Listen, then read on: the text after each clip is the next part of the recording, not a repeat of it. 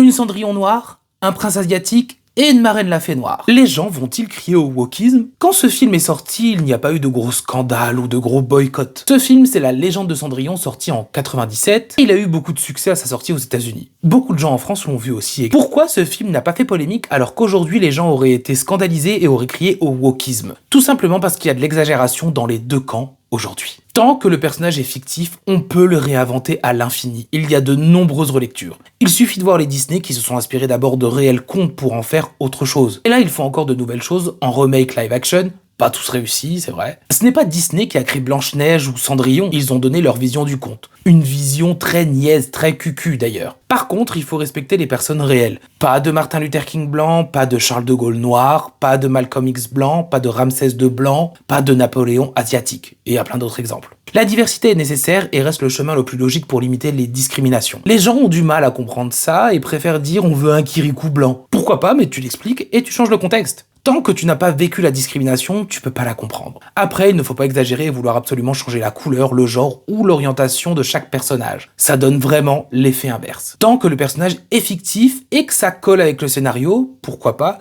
si ça n'a pas de réel impact sur la personnalité ou l'histoire. Un Tarzan noir, ça va être difficile. Un Aquaman différent, pourquoi pas, c'est le multiverse et ça a marché. Un Hercule noir, non, pas trop logique avec la mythologie. Une petite sirène noire, si ça se passe dans les Caraïbes, pourquoi pas. Un Severus Rogue noir, ça va être difficile vu sa description dans les livres et sa couleur va peut-être avoir un impact sur ce qu'il a vécu. Bon, s'il est anglais, faut voir, mais il faudra tout remanier. Une Pocahontas blanche? Non. Une Blanche-Neige pas vraiment blanche? L'origine de son nom est différente et c'est expliqué, donc pourquoi pas, même si... Une Mulan blanche?